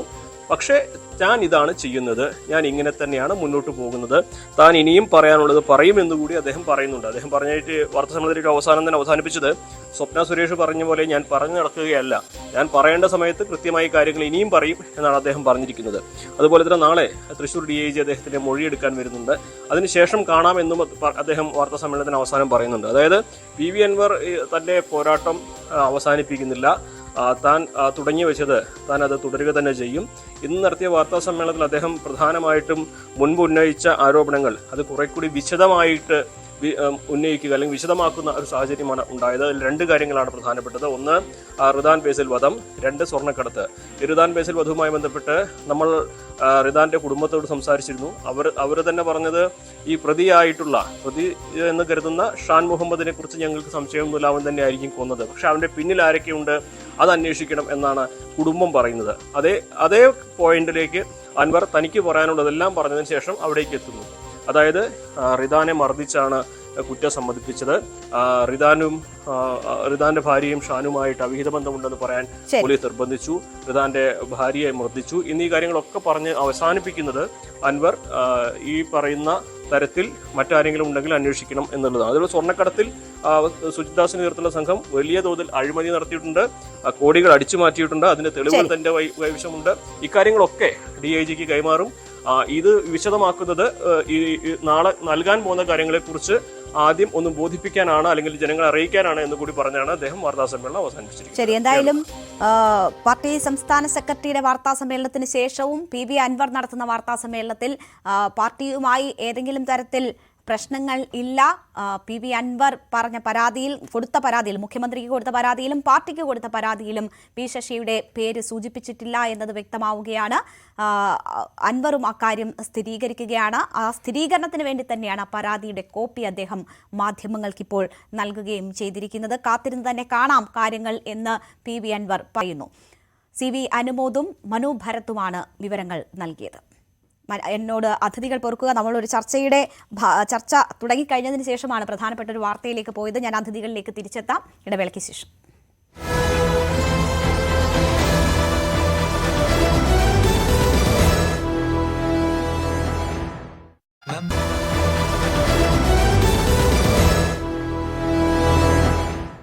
വീണ്ടും ചർച്ചയിലേക്ക്. പരാതിക്കാരുടെ വിശ്വാസ്യത ചോദ്യം ചെയ്യപ്പെടുന്നോ എന്നതാണ് നമ്മൾ പരിശോധിച്ചുകൊണ്ടിരുന്നത്. ഇപ്പോൾ നമുക്കൊപ്പം അതിഥിയായി സോണിയ മൽഹാർ കൂടി ചേരുകയാണ്. സോണിയ, ഇവിടെ താങ്കളും സമാനമായ നിലയിലൂടെ കടന്നുപോകുന്ന ഒരു വ്യക്തിയാണല്ലോ, താങ്കളും പരാതി നൽകിയിട്ടുണ്ട്. ഇവിടെ നോക്കൂ, ഇന്നലത്തെ കേസിൽ ആ ആരോപണ വിധേയന് ജാമ്യം അനുവദിക്കുന്ന നടപടി കോടതിയുടെ ഭാഗത്തു നിന്നുമുണ്ടായി. ഇതുവരെ പരിഗണിച്ച 2 കേസുകളിലും, രഞ്ജിത്തിന്റെ കേസിലും ഇന്നലത്തെ കേസുകളിലും മുൻകൂർ ജാമ്യം അവർക്ക് ലഭിക്കുന്ന സാഹചര്യമുണ്ടായി. നിവിൻ പോളിയുമായി ബന്ധപ്പെട്ട് ഉയർന്ന ആരോപണങ്ങൾ പരിശോധിച്ചാൽ നിവിൻ പോളി ഇപ്പോൾ DGPക്ക് പരാതി നൽകിയിരിക്കുകയാണ്. ആ ദിവസങ്ങളിൽ കേരളത്തിലായിരുന്നു താൻ ഉണ്ടായിരുന്നത്, കേസിൽ നിന്ന് ഒഴിവാക്കണം, ഇതിന്റെ ഗൂഢാലോചന ഉൾപ്പെടെയുള്ള കാര്യങ്ങൾ അന്വേഷിക്കണം എന്ന് പറഞ്ഞ് നിവിൻ പോളി മാധ്യമങ്ങളെ കണ്ടിരിക്കുന്നു. ഈ പരാതിക്കാരൊക്കെ പറയുന്ന കാര്യങ്ങൾ വൈരുദ്ധ്യമുള്ളവയാണ്, അവരെ വിശ്വസിക്കാൻ കൊള്ളില്ല എന്ന തരത്തിൽ വലിയ ചർച്ചകൾ പുറമേ നടക്കുകയാണ്. ഒരു പരാതിക്കാരി എന്ന നിലയിൽ ഇത് താങ്കളെ എങ്ങനെയാണ് ബാധിക്കുന്നത്? ഏതെങ്കിലും തരത്തിൽ പിന്നോട്ട് വലിക്കുന്നുണ്ടോ? ഞാൻ ഈ ചർച്ചകളൊക്കെ കണ്ടപ്പോൾ മാനസികമായിട്ട് എനിക്കും കുറച്ച് ബുദ്ധിമുട്ടുണ്ട്. അപ്പോൾ എല്ലാവരോടും പറയാനുള്ള, നമ്മൾ ഈ ഇത്തരം പെറ്റീഷൻസുമായിട്ട് വരുമ്പോൾ നമ്മൾക്ക് ഇറങ്ങുന്ന പെൺകുട്ടികൾക്ക് ഒരു ഉറപ്പുണ്ടാവണം. ഞാൻ പറയുന്ന കാര്യം മറ്റൊരു വ്യക്തിയുടെ കുടുംബത്തെയും സമൂഹത്തെയും ഒക്കെ ബാധിക്കുന്ന ഒരു കാര്യമാണ്. അപ്പോൾ 100% ജെനുവൻ അല്ലാത്തൊരു കേസുമായിട്ട് ഒരു പെൺകുട്ടി മുന്നോട്ട് വരരുതെന്നുള്ളൊരു എൻ്റെ ഭാഗത്തുനിന്ന് ഞാൻ അങ്ങനെ പറയത്തുള്ളൂ. പക്ഷേ ഒരു പെൺകുട്ടി വേദനിപ്പിക്കപ്പെട്ടിട്ടുണ്ടെങ്കിൽ, അവൾ സമൂഹ മധ്യത്തിൽ അപമാനിക്കപ്പെട്ടിട്ടുണ്ടെങ്കിൽ, നിങ്ങളുടെ കൺസെൻ്റ് അല്ലാതെ നിങ്ങളൊരാൾ തൊട്ടിട്ടുണ്ടെങ്കിൽ അത് ഒഫൻസ് തന്നെയാണ്. അതിനുവേണ്ടി നിങ്ങൾ സധൈര്യം മുന്നോട്ട് വരിക. പിന്നെ ഇത്തരം ചർച്ചകളിലൂടെ യഥാർത്ഥത്തിൽ ഇരയാക്കപ്പെടുന്ന പെൺകുട്ടികൾക്ക് നീതി നിഷേധിക്കുന്നത് അത് കേരള സമൂഹത്തിനോടുള്ള ഒരു വലിയ വെല്ലുവിളിയാണ്. അത് ഒരുപാട് പെൺകുട്ടികൾക്ക് നീറുന്ന വേദനയായിട്ടിരിക്കുന്ന ഒരുപാട് ആളുകളുണ്ട്. ഇപ്പോൾ എന്നെ സംബന്ധിച്ച് ഞാനൊരു പരാതി കൊടുക്കാൻ വേണ്ടി ഇറങ്ങിത്തിരിച്ച ഒരാളല്ല. പക്ഷേ സത്യസന്ധമായ ഒരു ചാനൽ ചർച്ചയിൽ, നമ്മുടെ തന്നെ ഒരു ചർച്ചയിൽ നമുക്ക് എന്തെങ്കിലും അനുഭവങ്ങൾ വന്നിട്ടുണ്ടോ എന്ന് വെച്ചപ്പം 2013 റിലീസായ പടത്തിൻ്റെ ലൊക്കേഷനിൽ വെച്ച് അത്തരമൊരു അനുഭവത്തിലൂടെ കടന്നു വന്ന ഒരാളെന്ന നിലയിൽ പലവിധ പിന്നീടും ഈ കഴിഞ്ഞ 10-12 വർഷത്തിനിടയിൽ നിരവധി വേദനിപ്പിക്കുന്ന അനുഭവങ്ങളിലൂടെ കടന്നു വന്ന ഒരാളെന്ന നിലയിൽ ഇൻഡസ്ട്രിയിൽ പ്രശ്നങ്ങളുണ്ടെന്നും അത് ദൂരീകരിക്കണം എന്നുള്ളൊരു ഉറച്ച വിശ്വാസത്തിലാണ് നമ്മൾ പരാതിയായിട്ട് വരുന്നത്. അത് തന്നെ ആളുകൾ ചോദ്യം ചെയ്യപ്പെട്ടു. അപ്പോഴും നമ്മൾ ഇൻഡസ്ട്രിയിൽ കുഴപ്പങ്ങളുണ്ട് എന്നുള്ളതും പെൺകുട്ടികൾക്ക് സുരക്ഷിതത്വം വേണം എന്നുള്ളൊരു ആശയമാണ് ഹേമ കമ്മിറ്റി റിപ്പോർട്ടുമായി ബന്ധപ്പെട്ട് ചർച്ചയിൽ വന്നത്. അതിനാണ് നമ്മൾ ഇറങ്ങിത്തിരിച്ചത്. പക്ഷേ വന്നത് എന്നെ ക്വസ്റ്റ്യൻ ചെയ്യുന്ന രീതിയിൽ സമൂഹവും ഇപ്പം ഒരു FIR ജയസൂര്യക്കെതിരെ വന്നിട്ടുണ്ടെങ്കിൽ അതിൻ്റെ മുഴുവൻ ഉത്തരവാദിത്വവും എന്നെ ബലിയാടാക്കാൻ ശ്രമിച്ച കുറേ ആളുകളും ഓൺലൈൻ മീഡിയാസ് അടക്കമുള്ള ആളുകളുണ്ട്. അതായത് അദ്ദേഹം അല്ല എന്ന് പറയുന്നു, ഞാൻ ഏതോ ഒരു നടൻ്റെ പേരിൽ പേരെടുക്കാൻ വരുന്ന ഒരാളായിട്ട് എന്നെ അപമാനിക്കുന്നു, ഞാൻ 2 കോടി രൂപ തട്ടിയ ഒരു പെണ്ണായിട്ട് മാറ്റുന്നു. ഞാൻ വളരെ കഷ്ടപ്പെട്ട് സാധാരണ ഒരു കുടുംബത്തിൽ ജനിച്ച് വളരെ സത്യസന്ധയോടെ ഇന്നും 19 വർഷമായിട്ട് തെരുവിലെ പാവങ്ങൾക്ക് വേണ്ടി ജീവിക്കുന്ന ഒരു പെണ്ണാണ്. എൻ്റെ ജോലി എന്ന് പറയുന്നത് ആക്ടിംഗ് ആണ്. എനിക്ക് സേഫായിട്ടുള്ള ലൊക്കേഷനിൽ ഞാൻ പോയി അഭിനയിക്കാറുണ്ട്. നല്ല സിനിമകൾ ചെയ്യാനുള്ള അവസരവും വന്നിട്ടുണ്ട്, ചെറുതാണെങ്കിലും. അപ്പോൾ അങ്ങനെ നിൽക്കുന്ന എന്നെ ഒരു നടനും ലോകത്തിൽ ഏത് സൂപ്പർ താരമായാലും ശരി എന്നെ വില കൊടുത്ത് മേടിക്കാൻ പറ്റില്ല. എൻ്റെ കൺസെൻറ്റില്ലാതെ എൻ്റെ ദേഹത്ത് തൊടാനും പറ്റില്ല. ആ ഒരു സംഭവമാണ് നമ്മൾ അഡ്രസ്സ് ചെയ്തത്. അതിനെയാണ് നമ്മളെ തെറ്റായി വ്യാഖ്യാനിച്ചത്. പക്ഷേ ഇത്തരത്തിൽ വ്യാജ ആരോപണങ്ങളാണ് ഈ വരുന്ന പെൺകുട്ടികളെല്ലാം എന്ന് പറഞ്ഞ് നിങ്ങൾ ഒരേ ചരടിൽ എല്ലാവരെയും കോർത്ത് കെട്ടിയാൽ അത് സാക്ഷര കേരളത്തിന് അപമാനമാണ്.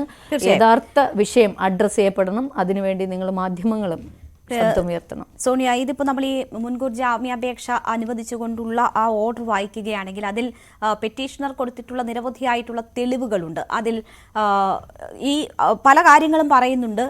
ഈ മെസ്സേജുകൾ, അയച്ച മെസ്സേജുകൾ, ഈ പീഡിപ്പിക്കപ്പെട്ടു എന്ന് പറഞ്ഞതിന് ശേഷവും അയച്ചിട്ടുള്ള മെസ്സേജുകൾ തെളിവുകളായി അവർ ഹാജരാക്കിയിട്ടുണ്ട്. അതിൽ ഗ്രീറ്റിംഗ്സ് ഉൾപ്പെടെ വരുന്നുണ്ട്.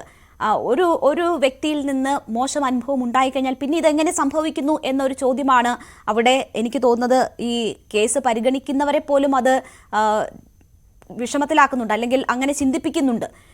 ആ വാർത്തകൾ കേൾക്കുന്നവരും ആ രീതിയിൽ ചിന്തിക്കുമല്ലോ. താങ്കളുടെ കേസിലും ആരോപണ വിധേയനായ വ്യക്തിയുമായി ഒരു പോസ്റ്റ് സമൂഹ മാധ്യമത്തിൽ വന്നത് വലിയ രീതിയിൽ ചോദ്യം ചെയ്യുന്ന ഒരു സാഹചര്യമുണ്ടായി. ഇന്നലെ ഈ നിവിൻ പോളിയുമായി ബന്ധപ്പെട്ട കേസിൽ ആ പരാതിക്കാരി പറഞ്ഞ തീയതികളിൽ വൈരുദ്ധ്യമുണ്ട് എന്നത് ആണ് ചൂണ്ടിക്കാണിക്കപ്പെടുന്നത്. ആ പറഞ്ഞ ദിവസം നടൻ കേരളത്തിലുണ്ട് എന്നത് തെളിവ് സഹിതം മറ്റ് സഹപ്രവർത്തകർ ഉൾപ്പെടെ വന്ന് പറയുകയാണ്. അപ്പോൾ ഇന്ന് ഞാൻ ആ പരാതിക്കാരിയെ ബന്ധപ്പെടുമ്പോൾ അവർ പറയുന്നുണ്ട് അവർക്ക് കൃത്യമായ, അല്ലെങ്കിൽ നേരത്തെ തന്നെ അവർ പറയുന്നുണ്ട് അവർക്ക് കൃത്യമായ തീയതി ഓർമ്മയില്ല. അപ്പോൾ ചോദ്യങ്ങൾ ചാനലുകളുടെ ഭാഗത്തു നിന്നും മറ്റും വരുമ്പോൾ അവർ ഒരു തീയതി പറയുന്നതാണ്. പക്ഷേ അന്വേഷണ സംഘത്തെ അക്കാര്യങ്ങൾ ധരിപ്പിച്ചിട്ടുണ്ടെന്ന് അവർ പറയുന്നു. ഈ മുകേഷിന്റെ കേസുമായി ബന്ധപ്പെട്ടും പരാതിക്കാരി പല ചാനലുകളിൽ പലത് പറഞ്ഞു എന്ന തെളിവുൾപ്പെടെ കോടതിയിൽ ഹാജരാക്കപ്പെടുന്ന ഒരു സാഹചര്യമുണ്ട്. എങ്ങനെയാണ് ഈ വൈരുദ്ധ്യം, ഒരു സംഭവത്തെക്കുറിച്ച് 2-3 സാഹചര്യങ്ങളിൽ വിശദീകരിക്കുമ്പോൾ ഈ വൈരുദ്ധ്യം എങ്ങനെ വരുന്നു? തീർച്ചയായിട്ടും ഈ ഇരയാക്കപ്പെടുന്ന ആളുകൾക്ക് ഒരു മാനസികമായിട്ടുള്ളൊരു ബുദ്ധിമുട്ടുണ്ടാവും. ഈ പലതരത്തിലുള്ള ചോദ്യം വരുമ്പോൾ ചിലപ്പോൾ ഒരു ഡേറ്റിനും കാര്യങ്ങൾക്കൊക്കെ പതർച്ച ഉണ്ടാവാതിരിക്കുക. എല്ലാവരും അങ്ങനെ ആണെന്നല്ല. ഇപ്പോൾ എന്നെ സംബന്ധിച്ച് ഗ്രീറ്റിംഗ്സിൻ്റെ കാര്യത്തിലേക്ക് വരാം. അന്നത്തെ ദിവസം ജയസൂര്യ എന്നോട് മാപ്പ് പറഞ്ഞിരുന്നെങ്കിലും പിന്നീട് നമ്മൾ മാപ്പ് പറഞ്ഞിട്ട് എന്നെ ഒരു തരത്തിലും പിന്നീട് ബുദ്ധിമുട്ടിച്ചിട്ടില്ല എന്നുള്ളത് സത്യം തന്നെയാണ്. ഞാനൊരു സോഷ്യൽ വർക്കർ ആയതുകൊണ്ട് തന്നെ പല അവസരത്തിലും ഞങ്ങൾ ഒരുമിച്ച് വേദി പങ്കിട്ടിട്ടുണ്ട്. ഞാൻ ചെയ്യുന്ന സോഷ്യൽ സർവീസിന് സപ്പോർട്ട് ചെയ്യുന്നതുകൊണ്ട് ഞാൻ കാശ് വാങ്ങിയിട്ടില്ല കേട്ടോ, 1 രൂപയും. പക്ഷേ ഞാൻ പറയുന്ന പോസ്റ്റുകൾ പെൺകുട്ടികൾക്ക് ആ അക്കൗണ്ടിലേക്ക് പാവങ്ങളെ സഹായിക്കുന്നുണ്ട്. അതെനിക്ക് തീർച്ചയായിട്ടും അറിവുള്ള കാര്യമാണ്. അപ്പോൾ അങ്ങനെയുള്ള ഒരാളായതുകൊണ്ട് ഞാൻ ഗ്രീറ്റിംഗ്സ് ഒക്കെ ഇട്ടിട്ടുണ്ട് എന്നല്ലാതെ എൻ്റെ തന്ത ഒരു തെറ്റ് ചെയ്താലും വർഷങ്ങൾക്ക് ശേഷമായാലും എൻ്റെ തന്ത തെറ്റ് ചെയ്തിട്ടുണ്ട് എന്ന് എനിക്ക് ഓർമ്മപ്പെടുത്തും, എൻ്റെ മനസ്സിലുണ്ടാവും. അതുപോലെ തന്നെയാണ് എൻ്റെ സുഹൃത്തായ ജയസൂര്യ. അന്ന് ഞാൻ പേര് പറയാതെയാണ് പറയുന്നത്. അതായത് ഇൻഡസ്ട്രിയിൽ കുഴപ്പങ്ങളുണ്ടെന്നും ഇൻഡസ്ട്രിയിലുള്ള ചെറിയ കുഴപ്പങ്ങളെ ഒഴിവാക്കി നമ്മുടെ ചലച്ചിത്ര മേഖല നല്ല സത്യസന്ധമായ അല്ലെങ്കിൽ നല്ല വിജയിക്കുന്ന പടങ്ങളെടുത്ത് ഒരുപാട് പേരുടെ അന്നമാണ്. അങ്ങനെ പോകണം എന്നുള്ളൊരു ഉദ്ദേശത്തിലാണ് ചർച്ചയ്ക്ക് വരുന്നത്. പക്ഷേ തെറ്റ് ചെയ്തിട്ടില്ല എന്ന് അതിന് അർത്ഥമില്ല. എൻ്റെ സുഹൃത്തായതുകൊണ്ട് തെറ്റ് ചെയ്തിട്ടില്ല എന്ന് അർത്ഥമില്ല. ഞാൻ അവന് ഗ്രീറ്റിംഗ്സ് ഇട്ടു എന്നതിൻ്റെ അവൻ ചെയ്തിട്ടുള്ള തെറ്റല്ലാതാവില്ല. 2013 എൻ്റെ കൺസെൻ്റ് ഇല്ലാതെ എന്നെ ഷൂട്ടിംഗ് ലൊക്കേഷനിൽ കടന്ന് പിടിച്ചു എന്നുള്ളത് അത് അദ്ദേഹത്തിനും അറിയാം. അല്ലെങ്കിൽ അദ്ദേഹം എനിക്കെതിരെ ഒരു ഇത് വരട്ടെ, കേസ് വരട്ടെ, അല്ലെങ്കിൽ അദ്ദേഹത്തിന് ഞാൻ വെല്ലുവിളിക്കുന്നു, അദ്ദേഹം അല്ലെങ്കിൽ നുണപരിശോധനയ്ക്ക് വിധേയമാകട്ടെ, ഏതിന് ഞാൻ തയ്യാറാണ്. കാരണം ചെയ്യാത്തൊരു കാര്യം ഞാൻ ചെയ്തെന്ന് പറയത്തില്ല. ഞാൻ എല്ലാ പെൺകുട്ടികളോടും പറയുന്നതാണ്, ഫെയിമിന് വേണ്ടിയിട്ടോ പൈസയ്ക്ക് വേണ്ടിയിട്ടോ ഏതെങ്കിലും പൊളിറ്റിക്കൽ കളിയുടെ ഭാഗമായിട്ടോ നിങ്ങളുടെ ജീവിതവും മറ്റൊരാളുടെ ജീവിതവും വെച്ച് കളിക്കരുത്. അതിനൊന്നും ഞാൻ ഒരു പെൺകുട്ടിക്കും കൂട്ടു നിൽക്കത്തില്ല. നമുക്ക് നിയമവ്യവസ്ഥ ഇന്ന് ഒരുപാട് സ്ത്രീകൾക്ക് അനുകൂലമാണ് എന്ന് വിചാരിച്ചിട്ട് ഈ സെക്ഷനൊക്കെ മിസ്യൂസ് ചെയ്യപ്പെടുന്ന രീതിയിലേക്ക് പോകരുത്. അതേപോലെ തന്നെ രണ്ടുപേരുടെ കൺസെൻറ്റോട് നമുക്ക് ഒരുപാട് ബന്ധങ്ങളുണ്ടാവും, എല്ലാ സ്ത്രീ പുരുഷന്മാർക്കും ഉണ്ടാവും. അതിനെയൊക്കെ പിന്നീട് ഒരു പീഡനത്തിൻ്റെ പരിധിയിൽ കൊണ്ടുവന്നിട്ട് അവർക്കും ഉണ്ട്. നമ്മളെപ്പോലെ തന്നെ വേദന ഈ പുരുഷന്മാർക്കും ഉണ്ട്. ഞാനൊരു സ്ത്രീപക്ഷവാദിയൊന്നുമല്ല. നല്ല ആളുകൾ, നല്ല ചെക്കന്മാരൊക്കെ സഹായിച്ചിട്ട് തന്നെയാണ് എൻ്റെ ഇതുവരെയുള്ള പ്രവർത്തനങ്ങൾ മുന്നോട്ട് പോയിട്ടുള്ളത്. അവരോടെല്ലാം ഈ സമയത്ത് നന്ദിയുണ്ട്. എത്രയോ പ്രവാസികൾ, എത്രയോ നല്ല മനുഷ്യന്മാർ, എല്ലാ ഉദ്യോഗസ്ഥരും, എത്രയോ നല്ല ആളുകൾ നമുക്കുണ്ട്. പക്ഷേ അതെല്ലാം പുരുഷന്മാരാണ്. പുരുഷന്മാരെ അടച്ചാക്ഷേപിക്കുന്നില്ല. പക്ഷേ ചെറിയ ശതമാനം ചെയ്യുന്ന ചില വൃത്തികേടുകളാണ് ഞാൻ ചൂണ്ടിക്കാണിക്കാൻ ഉദ്ദേശിച്ചത്. ഇത്രയേ ഉള്ളൂ. സിനിമയിൽ ഈ കാസ്റ്റിംഗ് കോൾ ഇട്ട് ആളുകളെ വലവീശുക, പെണ്ണുങ്ങളെ ചാൻസ് കൊടുക്കുക എന്ന് പറഞ്ഞ് പീഡിപ്പിക്കുക, ഇങ്ങനെ ഒരുപാട് വൃത്തികേടുകൾ നടക്കുന്നുണ്ട്. ചുമ്മാ ഒരു സിനിമ അനൗൺസ് ചെയ്യുക, പ്രൊഡക്ഷൻ ഉണ്ടെന്ന് പറഞ്ഞിട്ട് പെണ്ണുങ്ങളെ വലവീശുക, ഇങ്ങനെ അവരുടെ കൺസെൻറ്റ് ഇല്ലാതെ അവരിങ്ങനെ പുറകെ നടന്നിട്ട് വേദനിപ്പിക്കുന്ന കുറച്ച് ശതമാനം ആളുകളുണ്ട്. എത്രയോ നല്ല സിനിമാക്കാരുണ്ട്, അവരെ പറയിപ്പിക്കാനാണ്. അപ്പോൾ അതൊന്നും ഒഴിവാക്കി കിട്ടുക എന്നൊരു മാത്രമേ എൻ്റെ മുമ്പിലുള്ളൂ. ഇപ്പോഴും സിനിമാക്കാരുടെ ശത്രുവല്ല ഞാൻ തുറന്ന് പറഞ്ഞുകൊണ്ട് പല സിനിമാക്കാരും വിചാരിക്കുന്നത് ഞാൻ ഏതാണ്ട് അവരുടെ ശത്രുവാണ്. ഞാൻ ഒരു സംഘടനയുടെ ശത്രുവല്ല.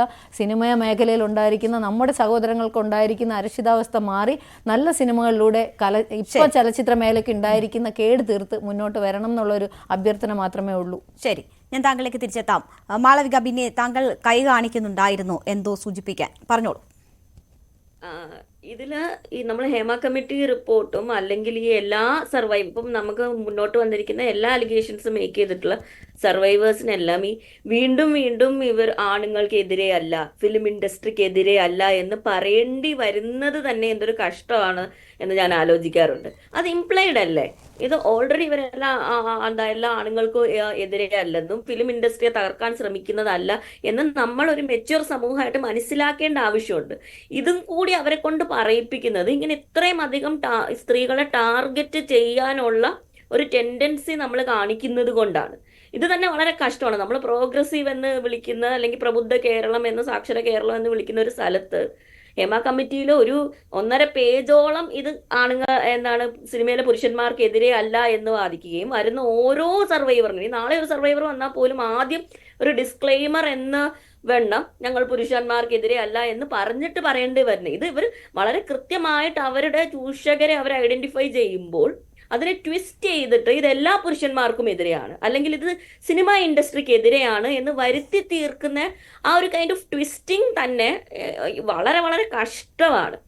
ഇവിടെ നേരത്തെ സൂചിപ്പിച്ചതുപോലെ തന്നെ ഈ ജോർജ് കുട്ടി ധ്യാനം കൂടാൻ പോയതുപോലെ ഉള്ള കാര്യമാണ്. ഈ പറഞ്ഞ് പഠിപ്പിച്ച കാര്യങ്ങൾ, തൊടുപുഴയിൽ പോയി എന്ന് പല ഇടങ്ങളിൽ പറഞ്ഞ് പഠിപ്പിച്ചതിൽ വൈവിധ്യം കാണില്ല.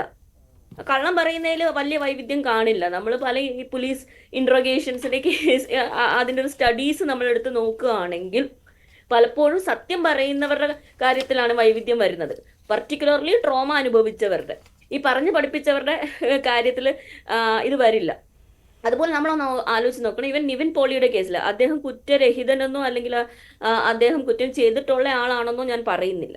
പക്ഷെ അദ്ദേഹത്തിന്റെ ഒരു കൊളീഗ് വന്നിട്ട് വളരെ മിനിമൽ ആയിട്ടുള്ള തെളിവുകൾ നമ്മുടെ മുന്നിൽ നിരത്തിയപ്പോൾ നമ്മൾ അത് വിശ്വസിക്കാൻ വളരെ വളരെ റെഡി ആയിട്ട് നിൽക്കുന്ന ഒരു കേരള സമൂഹത്തിനെയാണ് നമ്മൾ കാണുന്നത്. ഇപ്പൊ വിനീത് ശ്രീനിവാസൻ എന്ന് പറഞ്ഞ നടൻ, അവർക്ക് ഒരുമിച്ച് പ്രൊജക്റ്റുകളുണ്ട്. നിവിൻ പോളിക്കെതിരെ ഇങ്ങനെ ഒരു അലിഗേഷൻസ് വന്നാൽ വലിയ നഷ്ടങ്ങൾ മേ ബി സഹിക്കേണ്ടി വരുന്ന ഒരു ഡയറക്ടർ കൂടിയുള്ള നടൻ വന്ന് പറയുന്നു നിവിൻ പോളി ഇന്ന ദിവസങ്ങളിൽ സെറ്റിൽ ഉണ്ടായിരുന്നു എന്ന് പറയുന്നു. എന്നിട്ട് ആകെ നമ്മളെ കാണിക്കുന്നത് എന്താണ്? ഒരു ഹോട്ടലിന്റെ ഇൻവോയ്സ്, അതിനകത്ത് നിവിൻ പോളിയുടെ പേരുണ്ടോ? അതിനകത്ത് ഞാൻ സൂം ചെയ്ത് നോക്കിയിട്ട് പോലും നിവിൻ പോളിയുടെ പേരില്ല. 1. 2, ടൈം സ്റ്റാമ്പ്ഡ് ആയിട്ടുള്ള ഫോട്ടോ ഉണ്ടായിരിക്കും എന്ന് പറയുന്നു, എന്നാൽ കാണിക്കുന്ന ഫോട്ടോകളിൽ ഒന്നും തന്നെ ടൈം സ്റ്റാമ്പ് ഇല്ല.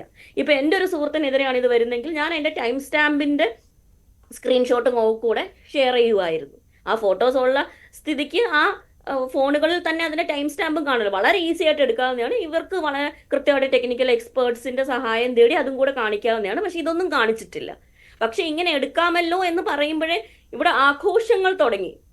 വലിയ രക്ഷകനായിട്ട് നിവിൻ പോളിയെ പ്രഘോഷിക്കപ്പെടുന്നത് ഇങ്ങനെ ഇതെല്ലാം തന്നെ ഫേക്ക് അലിഗേഷൻസ് ആയിരിക്കും, അല്ലെങ്കിൽ ഒരു അലിഗേഷൻ എങ്കിലും ഫേക്ക് ആണ് എന്ന് രക്ഷകനായി നിരപരാധിയായി ചിത്രീകരിക്കുന്നു, നിരപരാധിയായി വിധിക്കപ്പെട്ട് നിരപരാധിത്വം തെളിയിച്ചു വരുന്ന ആളെ പോലെ ആഘോഷിക്കപ്പെടുന്നുണ്ട്. മാത്രവുമല്ല എല്ലാവരുടെയും രക്ഷകനായി അവതരിച്ച ആളെ പോലെയും കരുതപ്പെടുന്നുണ്ട് ആ കേസിൽ നിവിൻ പോളി.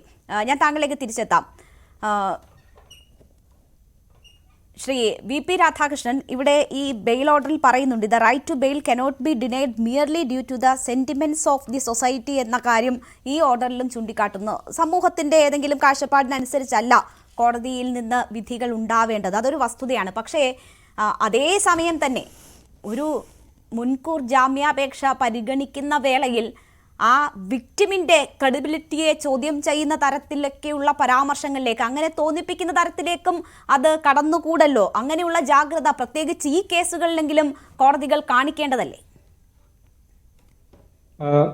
നോക്കൂ, ഇതിൽ നമ്മള് നിലവിലുള്ള ഒരു സാഹചര്യത്തിൽ ഇക്കാര്യത്തെ പറ്റി ചിന്തിക്കുമ്പോൾ കോടതിയുടെ ഒരു വിശ്വാസ്യതയെ ചോദ്യം ചെയ്യുന്നത് കൂടി നമുക്ക് മുന്നോട്ടുള്ള യാത്രയിൽ ബുദ്ധിമുട്ടുകളെ ഉണ്ടാക്കുകയുള്ളൂ. ഇപ്പോ മാളവിക കുറച്ച് മുമ്പ് സംസാരിച്ച സമയത്ത് ഈ മുൻകൂർ ജാമ്യാപേക്ഷ പരിഗണിച്ച ജഡ്ജിയെ സംബന്ധിച്ച് ഒരു പത്രവാർത്തയുടെ അടിസ്ഥാനത്തിലായിരിക്കാം അവരുടെ ഒരു ആശങ്ക പങ്കുവെക്കുന്ന രീതിയിൽ സംസാരിക്കുകയുണ്ടായി. പക്ഷേ അത് നിയമപരമായി യാതൊരു അടിസ്ഥാനവുമില്ല. കാരണം ദിലീപിന്റെ കേസ് ഇപ്പോഴും നിലവിൽ ട്രയൽ നടന്നുകൊണ്ടിരിക്കുന്ന ഒരു കേസാണ്. അതിൽ വിധി വന്നിട്ടില്ല. അവരുമായി ബന്ധപ്പെട്ടിട്ട്, ഈ ജഡ്ജിയുമായി ബന്ധപ്പെട്ട് വിവിധ തലങ്ങളിൽ തർക്കങ്ങൾ ഉണ്ടായപ്പോൾ അല്ലെങ്കിൽ പരാതി ഉണ്ടായപ്പോൾ ഹൈക്കോടതിയിലും മറ്റും സുപ്രീം കോടതി വരെ പോയി എന്നാണ് എൻ്റെ ഓർമ്മ. അവർക്കെതിരെ പരാതി പോവുകയും അങ്ങനെ നമ്മുടെ ഉയർന്ന നീതിപീഠങ്ങൾ അത് പരിഗണിച്ചിട്ട് അല്ലെങ്കിൽ പരിശോധിച്ചിട്ട് വേണ്ട നിർദ്ദേശങ്ങൾ കൊടുത്തിട്ട് അവിടെ തന്നെ ട്രയൽ തുടർന്നോളാൻ പറയുകയാണ് ചെയ്തിട്ടുള്ളത്. ആ ട്രയൽ നടക്കുന്നേ ഉള്ളൂ. ഇപ്പൊ തന്നെ അവരിൽ ഒരു അവിശ്വാസ്യത നമ്മൾ ഏതെങ്കിലും രീതിയിൽ അടിച്ചേൽപ്പിക്കുമ്പോൾ അത് നമ്മുടെ നിയമവ്യവസ്ഥയെ തന്നെയാണ് ടോർപിഡോ ചെയ്യുന്നത്. അപ്പൊ അങ്ങനെ പോകുന്ന സമയത്ത് നമുക്ക് നമ്മൾ ആരെയാണ് ആശ്രയിക്കുക? ഒരു വ്യവസ്ഥയെ നമുക്ക് ബാധകമല്ല എന്നുള്ള തലത്തിലേക്ക് പോകുന്നത് ശരിയല്ല. അത്തരം ചർച്ചകൾ പോകുന്നതല്ല. എന്താണ് ആ നിയമം, ഇവിടെ നിയമവും നീതിയും രണ്ടായിട്ട് കുറെ വർഷങ്ങളായിട്ട് ജെൻഡർ ഹാരാസ്മെന്റിന്റെ കാര്യത്തിൽ നടക്കുന്നുണ്ട്. എത്രയും ടെൻഡൻസി ഉള്ള ഒരു ജുഡീഷ്യറി സിസ്റ്റത്തിലാണ് നമ്മൾ നിൽക്കുന്നത്. എനിക്ക് താങ്കൾ പറയുന്നത് മനസ്സിലാവുന്നത്, താങ്കൾക്ക് പരിമിതികൾ ഉണ്ടായിരിക്കാം. പക്ഷെ ഇതുവരെയുള്ള ഒരു എന്താണ് കോടതിക്ക് കൊടുത്ത ഒരു പെൻഡ്രൈവിന്റെ ഹാഷ് വാല്യൂ വരെ മാറിയ ഒരു അവസ്ഥയിലാണ് നമ്മൾ വന്ന് നിൽക്കുന്നത്. ഇനിയും അങ്ങനെയുള്ള ഒരു ജഡ്ജിനെ വിശ്വസിക്കുകയും ആ ജഡ്ജിന്റെ കോടതിയിൽ തന്നെ സെക്ഷൽ അലിഗേഷൻസ് ഉള്ള ഒരു കേസ് വരികയും ചെയ്യുന്നതിൽ വലിയ സങ്കടമുണ്ട്. മാത്രവുമല്ല, അതിൽ ആ കേസിൽ പരാതിക്കാരി തന്നെയാണ്, ആ പരാതിക്കാരിക്ക് തന്നെയാണ് ഈ ജഡ്ജിനെ മാറ്റണമെന്ന് ആവശ്യപ്പെട്ട് മേൽക്കോടതിയെ സമീപിക്കേണ്ടി വന്നത്. അവരുടെ വിശ്വാസ്യതയാണ് അവിടെ നഷ്ടപ്പെട്ടത്. അല്ല, തീർച്ചയായും അവർക്ക് അതിനുള്ള അവകാശം ഉണ്ടല്ലോ. ഈ ഹാഷ് വാല്യൂ മാറിയത് സംബന്ധിച്ച് പറയുകയാണെങ്കിൽ അത് ഈ ജഡ്ജിയുടെ കൈവശത്തിൽ വെച്ചിട്ടല്ല എന്നാണ് എന്റെ അറിവ്. അതായത് ജഡ്ജിയുമായി ഡയറക്റ്റായിട്ട് ബന്ധപ്പെട്ടതല്ല. It's all technical. ഞാനത് കൂടുതൽ നമ്മൾ ഡിസ്കസ് ചെയ്യുന്നത് ശരിയല്ല, കോടതിയുടെ പരിഗണനയിലുള്ള ഒരു വിഷയമാണ്. അപ്പോൾ അത്തരം കാര്യങ്ങളിൽ നമ്മൾ ഒരു അച്ചടക്കം പാലിക്കുന്ന ഒരു പരിധി വരെ നന്നായിരിക്കും. ഞാൻ പറയുന്നു, താങ്കൾ പറഞ്ഞതുപോലെ പരാതിക്കാരിക്ക് അവരെ വിശ്വാസം നഷ്ടപ്പെട്ടു എന്ന് പറഞ്ഞു കഴിഞ്ഞാൽ സാധാരണഗതിയിൽ ഉയർന്ന കോടതികൾ അവരെ ആ കേസിൽ നിന്നും റിലീവ് ചെയ്യുക തന്നെയാണ് ചെയ്യേണ്ടത്. അതിനൊരു തർക്കവുമില്ല. പരാതിക്കാരിയുടെ വിശ്വാസ്യത വളരെ പരിശോധിക്കേണ്ട ഒന്ന് തന്നെയാണ്. പക്ഷേ ആ പരാതിക്ക്, അത്തരം ഒരു പരാതിക്കുള്ള അടിസ്ഥാനം കൂടി കോടതി പരിശോധിക്കും. അത് പരിശോധിക്കാതെ ഒരു പരാതി എനിക്ക് വിശ്വാസമില്ല എന്ന് തോന്നുമ്പോൾ ഒരാളെ മാറ്റാൻ തുടങ്ങി കഴിഞ്ഞാൽ ഇതിനൊരു അവസാനം ഉണ്ടാവില്ല. അങ്ങനൊരു സാഹചര്യമുണ്ട്. വ്യക്തമാണ് കാര്യം. ശ്രീമതി സോണിയ മൽഹാർ, ഇവിടെ ഇപ്പോ പരാതി നൽകുന്നവർക്കെതിരെ നിയമ പോരാട്ടം എന്നതാണ് ഇവിടെ നമ്മൾ കണ്ടുവരുന്നത്. അതിനുള്ള അവകാശം അവർക്ക് സ്വാഭാവികമായുമുണ്ട്. അവിടെ ഈ തെളിവുകൾ പലതും തെളിയിക്കേണ്ടത് പരാതി നൽകുന്നവരുടെ മാത്രം ഉത്തരവാദിത്തമായി വരുന്നു. സമൂഹത്തിൽ വലിയൊരു വിഭാഗം എതിരാകുന്നു. ചിലപ്പോൾ കുടുംബത്തിൽ നിന്ന് പോലും ആ പിന്തുണ ലഭിക്കാതെ വരും. അപ്പോൾ നിയമ പോരാട്ടം എന്ന മറ്റു വലിയൊരു കാര്യം മുന്നിൽ നിൽക്കുമ്പോൾ എപ്പോഴെങ്കിലും ഭയപ്പാട് തോന്നുന്നുണ്ടോ നിങ്ങൾക്ക്? വ്യക്തിപരമായിട്ട് എനിക്ക് ഭയപ്പാടില്ല. എങ്കിലും ഇപ്പോൾ ഈ പറഞ്ഞ പോലെ കോടതികളെ നമ്മൾ വിശ്വസിക്കുമ്പോഴും നേരത്തെ മാം പറഞ്ഞതുപോലെ ഈ വലിയ കേസുകളിൽ പോലും സെൻസേഷണലായി ഇന്ത്യ മുഴുവൻ ചർച്ച ചെയ്യുന്ന കേസുകളിൽ പോലും എന്തൊരു ലാഗാണ്, എന്തൊരു അന്യായമാണ് നടന്നുകൊണ്ടിരിക്കുന്നത്. അപ്പോൾ അത് നമ്മൾ വിശ്വസിക്കുന്നത് എവിടെയാണ് വിശ്വസിക്കേണ്ടത്, ആരെയാണ് വിശ്വസിക്കേണ്ടത്? പൊളിറ്റീഷ്യന്മാരെയോ കോടതിയോ? നമ്മൾ ഒന്നിൽ ആരെയാണെന്ന് പോലും നമുക്കറിയാത്തൊരവസ്ഥയിലാണ് കേരളം പോയിക്കൊണ്ടിരിക്കുന്നത്. വലിയ കേസുകളിൽ പോലും ഇവിടെ എത്രയോ വലിയ വമ്പൻ കേസുകൾ വരുന്നു. 10 ദിവസം ചർച്ച ചെയ്യും, അത് പോകും. ഇതിനേക്കാൾ വലിയ കേസ് വന്നു. അപ്പോൾ ഇത് നമ്മൾ പറയുന്നത്, നമ്മൾ ഫൈറ്റ് ചെയ്യുന്നത് വലിയ ആളുകളോടാണ്. പണത്തിലും പദവിയിലും ഇരിക്കുന്ന എല്ലാവരെയും സ്വാധീനിക്കാൻ പറ്റുന്ന ആൾക്കാർക്കെതിരെയാണ് പറയുന്നത്.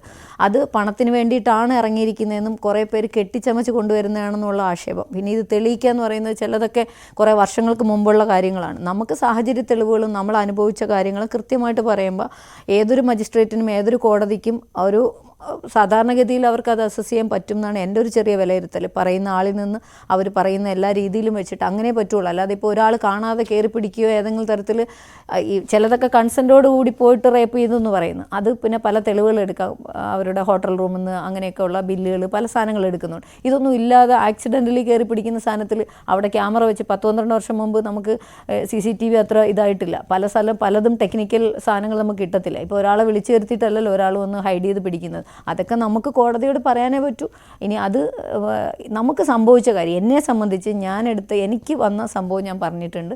അത് കോടതിക്ക് ബോധ്യപ്പെട്ടാൽ ആ രീതിയിൽ ആയിക്കോട്ടെ. ഇല്ലെങ്കിലും നമ്മളിതിപ്പോൾ സഹിച്ചു. കാരണം കാശെറിഞ്ഞും എന്തും ചെയ്യാമെന്നുള്ളൊരു രീതിയിലാണ് കേരളം വന്ന് നിൽക്കുന്നത്. അപ്പോൾ അതുകൊണ്ട് കോടതിയെ വിശ്വസിക്കുമ്പോഴും ഒരു ചെറിയ എല്ലാവരെയും പോലെ ഒരു അരക്ഷിതാവസ്ഥ നമുക്കിടയിലുണ്ട്. ശരി, എന്തായാലും അതാണ് സാഹചര്യം. നമ്മുടെ കുറച്ച് സമയം മറ്റു ചില വാർത്തകൾ വന്നതുകൊണ്ട് നഷ്ടപ്പെട്ടു. എന്തായാലും വളരെ നന്ദി ചർച്ചയിൽ പങ്കെടുത്ത എല്ലാ അതിഥികൾക്കും. നമസ്കാരം.